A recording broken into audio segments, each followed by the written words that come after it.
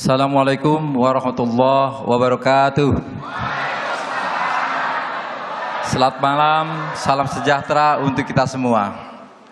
Hadratus Syekh Hasyim Asy'ari, pendiri Nahdlatul Ulama mengatakan, petani adalah penolong negeri. Tapi hari ini kita menyaksikan betapa persoalan pertanian ini akan menjadi persoalan yang luar biasa. Kita masih menyaksikan betapa para petani gurem kurang lebih 2,5 juta di Jawa Barat masih dalam kondisi yang memprihatinkan. Hal ini menjadikan persoalan yang luar biasa sehingga perlu adanya perhatian dari pemerintah Provinsi Jawa Barat untuk bagaimana mereka memiliki kesejahteraan baik petani maupun para nelayan. Kami pasangan Jabar Bahagia memiliki komitmen untuk membangun sistem kewilayahan dalam bentuk pendekatan adalah keadilan dan kesejahteraan. Untuk itu hal ini menjadi penting untuk kita semua perhatikan. Sesuai dengan apa yang difirmankan dalam Al-Qur'an, kailayakuna dulatan bainahum. Ini menjadi persoalan penting adalah jangan sampai terjadi manakala kekayaan alam yang ada di Indonesia menjadi milik para konglomerat. Program kami adalah di Bodebek Punjur, kami akan membangun Smart Eco City dan merehabilitasi kawasan Puncak sebagai konservasi dan ekowisata.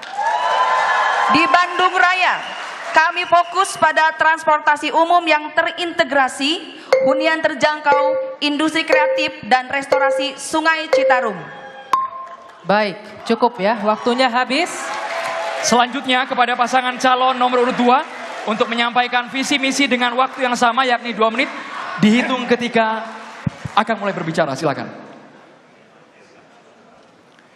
Assalamualaikum warahmatullahi wabarakatuh. Saya Ronald Surapraja. Saya tinggal di Desa Cihanjuang, Kabupaten Bandung Barat. Kakek saya adalah seorang petani. Pak JJ Wiradinata tinggal di Desa Pager Gunung, Kabupaten Pangandaran. Bapaknya adalah seorang nelayan. Kami berdua adalah orang desa. Dan kami sangat mendukung pembangunan dimulai dari desa. Ini selaras dengan yang Bung Hatta pernah bilang, bahwa Indonesia tidak akan bercahaya karena obor besar yang ada di Jakarta, tapi akan bercahaya karena lilin-lilin kecil yang ada di desa. Di bawah kepemimpinan Pak JJ, Kabupaten Pangandaran menjadi satu-satunya kabupaten di Jawa Barat yang 100% desanya desa mandiri. Kalau Pangandaran bisa, Jawa Barat juga pasti bisa. Oleh karenanya, kami akan angkat harkat derajat martabat petani nelayan di Jawa Barat. Insentif 1 juta rupiah per bulannya, karena petani dan nelayan adalah ujung tombak ketahanan dan kedaulatan pangan nasional. Hadirin sekalian yang saya harus membanggakan, kami menyadari betul pemimpin harus membuat yang baik lebih baik lagi. Kami sadar betul bahwa sesuatu yang sudah bagus harus bagus lagi. Disparitas yang ada kabupaten kota akan kami dekatkan. Pembangunan infrastruktur, pembangunan pelayanan publik akan semakin baik. Pemetaan kewilayahan yang ada di Jawa Barat akan kami lakukan dengan sedetil mungkin. Jabar Selatan dan penduduk-penduduk lainnya yang ada di Jawa Barat yang begitu besar akan kami jadikan sebagai daerah otonomi baru, hadirin sekalian. Dengan itu maka Jabar untuk semua akan terwujud. Terima kasih. Bila taufiq wal hidayah. Salam. Waktu habis. Baik, waktunya habis Bapak. Cukup, waktunya habis. Dan selanjutnya kami persilakan untuk paslon nomor urut 3 menyampaikan visi misinya. Waktu Anda 2 menit dimulai ketika Anda berbicara. Assalamualaikum warahmatullahi wabarakatuh. Selamat malam, salam sejahtera untuk kita semuanya. Sampurasun. Bapak Ibu, saudara-saudara sekalian, baik yang di studio maupun yang di seluruh Jawa Barat yang saya cintai dan saya banggakan. Alhamdulillahirabbil alamin. Kita patut bersyukur pada Allah Subhanahu wa taala bisa tinggal di Jawa Barat, bumi yang sangat subur. Namun seringkali kesuburan ini membuat kita terlena. Disinilah kita sering terjebak dengan menyerahkan diri kita kepada bumi dan alam semesta. Ini adalah sebuah kekeliruan sehingga masuk ke dalam kutukan sumber daya alam. Menurut pandangan kami, alam semesta ini adalah lemah sama dengan kita ciptaan Allah, sehingga tidak layak kita berserah diri kepadanya, menyerahkan diri kepada yang seharusnya justru adalah Allah Subhanahu wa Ta'ala yang menciptakan alam semesta. Oleh karena itu kita harus mengikuti keinginan Allah. Apa itu? Menjadi pemakmur-pemakmur bumi. Tentu saja disinilah perlu dipersiapkan SDM unggul dan inovatif. SDM yang dibekali dengan iman dan takwa serta pengetahuan dan teknologi. Dengan SDM seperti inilah insya Allah kita akan bisa pastikan pembangunan ke depan bisa lebih maju, adil dan sejahtera. Kemajuan ditandai dengan infrastruktur sampai ke desa-desa. Keadilan akan diwujudkan dengan pemerataan pembangunan di seluruh wilayah Jawa Barat. Ini yang kami ungkapkan dalam sebuah untayan lagu.